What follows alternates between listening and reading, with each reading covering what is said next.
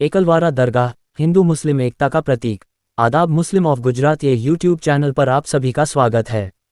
गुजरात की सरजमी हमेशा से सूफी संतों और औलियाओं की रहमत से आबाद रही है।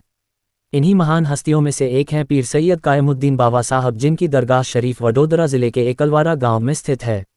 लगभग 450 साल पहले परतारनी से यहाँ तशरीफ लाए बाबा साहब ने अपनी इल्म, रूहानियत और इंसानियत की तालीम से लोगों के दिलों में मोहब्बत और भाईचारे का पैगाम दिया। हिंदू मुस्लिम एकता की अनोखी मिसाल। एकलवारा गांव इस मायने में बहुत खास है कि यहाँ सिर्फ 5 मुस्लिम परिवार रहते हैं, जबकि गांव की पूरी आबादी में हिंदू बस्ती बहुत बड़ी संख्या में है। इसके बावजूद ये गांव शायद भारत का पहला ऐसा गांव होगा जहां बहुसंख्यक हिंदू समाज न सिर्फ दरगाह शरीफ का सम्मान करता है बल्कि उसकी देखरेख और सेवा भी करता है।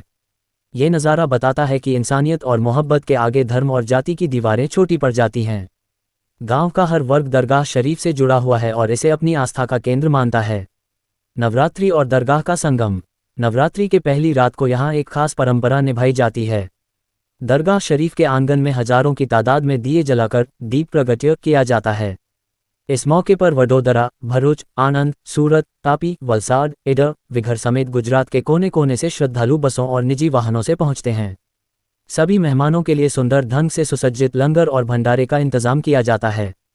बाबा साहब की दुआओं का असर। पीर सैयद कायमुद्दीन बाबा साहब की दुआओं और यहाँ की रूहानी फिजा से जुड़ा हर इंसान दिली सुकून पाता है। दरगाह के मुख्य दीवान मुजावर जनाब यासीन भाई दीवान और उनका परिवार परंपरागत तौर पर मेहमानों का स्वागत करते हैं। गांव के बच्चे, नौजवान और बुजुर्ग सब मिलकर निस्वार्थ भाव से सेवा में जुट जाते हैं।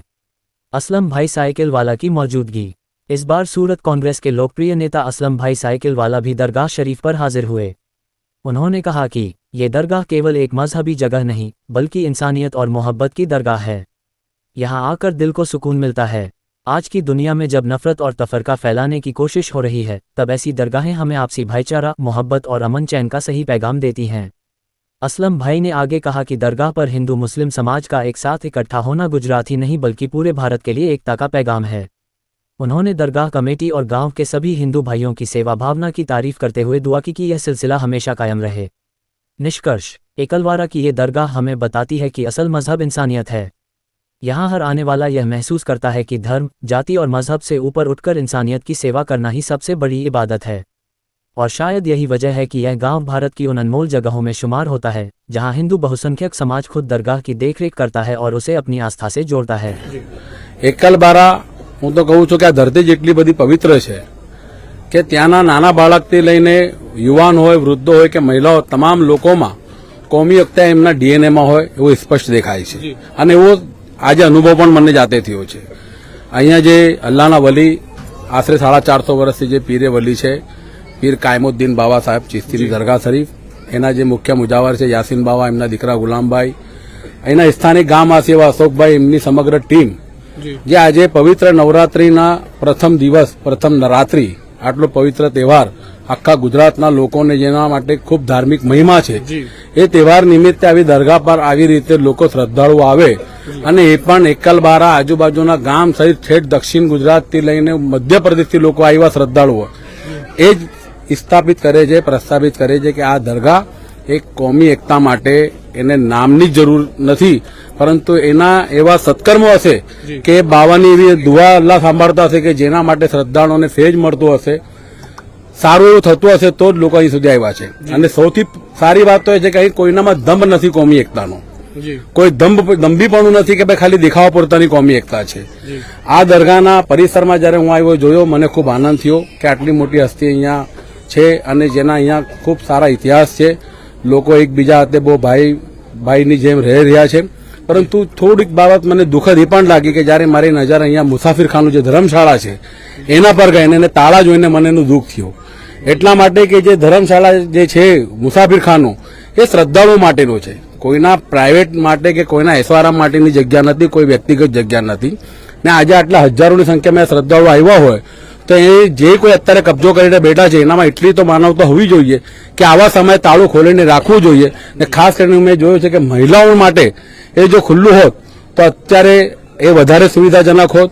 તેમ છતાં પણ દરગાહના જે યાસીન બાવા છે, ગુલામભાઈ છે કે અશોક બાપુને ગામના યુવાનોએ જે ખડે પગે જે બહારથી આવનારા મહેમાનોની સેવા ચાકરી કરે છે, જે ધ્યાન રાખે છે એને જેટલા વખાણી એટલા ઓછા છે. આજે આપ જોઈ શકો છો કે લંગર પણ છે અને લંગરમાં પણ ખૂબ સારી સંખ્યામાં લોકોએ એનો લાભ લીધો છે.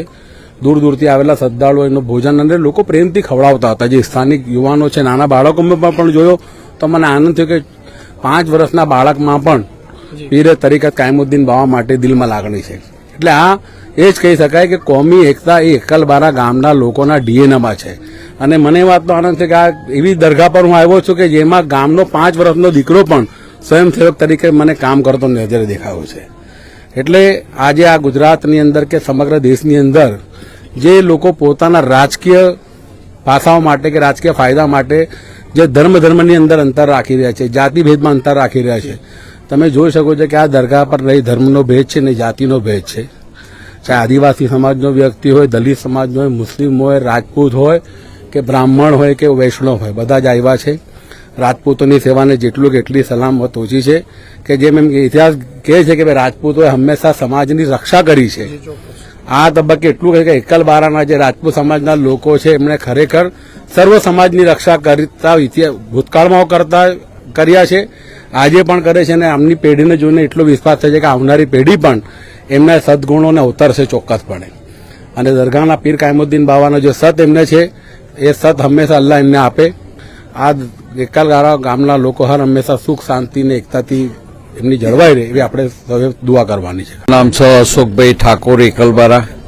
અત્યારે અમે 450 વર્ષથી પરંપરા અમારા બધા ગામના અમારે અહીંયા આગળ 2 જ ઘરા છે અને ગામના બધા લોકો સેવા કરવા આવે છે અને પરંપરા થઈ ગયા તો અને આવું ચલાવવાનું એ અમારો ધર્મ છે. સત્ય જગ્યાએ આવું કરવું, મુસ્લિમની બધા એકતા રાખવી અને બધા અહીં હળાઈ રહી વરણ અહીં આગળ બધી કોઈ ભેદભાવ નહીં આ જગ્યા પર એવી રીતનું અમારે આ દરગાહ પર છે અને વર્ષોથી ચાલે છે. આપણને હાલની તારીખે અમને એક મોટું દુઃખ થયું છે કે મુસાફરખાનાની અંદર અમારા ગામનું મુસાફરખાનું છે અમારું એ છે, પણ અત્યારે બધાને મુસાફરખાનાની જરૂર હોય એ પણ અત્યારે તારું લગાવેલું છે. એ શરમજનક જેવું હોવું જોઈએ. અત્યારે પીર બળિયા જાય તારે તારું લગાવેલું હોય છે. બધા ભગતો બહાર હોતા હોય છે અને અત્યારે 18 થી 19 લક્ઝરી 4 વ્હીલ આઈસરો બાઈસરો બધા ભગતો બધા એકતા એકલબારાના વર્ષ પહેલા નવરાત્રી હોય એટલે દર વર્ષે હોય. કેટલી સંખ્યામાં આજે લોકો આજે ઓછામાં ઓછી સંખ્યા 4 થી 4.5 હજાર માણસ છે આ જગ્યા પર. અને અમે રસોઈ બી એટલી બનાવી છે, વધારે રસોઈ 5,000ની રસોઈ બનાવી છે, પણ એટલું પબ્લિક છે, લક્ઝરીઓ 4 વ્હીલ બધા જમવાનું. હવે આજે કાર્યક્રમ એવો છે આ જગ્યા પર કે બધા જમીન અંદર 1100 દીવા હરગાવાના દાદાની અંદર 1100 દીવા હરગાયા પછી બધા ભગતો જમી લે એટલે 10 સવાર સોરી. अगर आपको दिलचस्प और जानकारीपूर्ण वीडियो पसंद हैं तो हमारे YouTube channel Muslim of Gujarat को अभी सब्सक्राइब करें, वीडियो को लाइक करें और ज़्यादा से ज़्यादा शेयर करें ताकि हमारा संदेश दूर दूर तक पहुँचे. आपका सपोर्ट हमारे लिए बहुत मायने रखता है. शुक्रिया.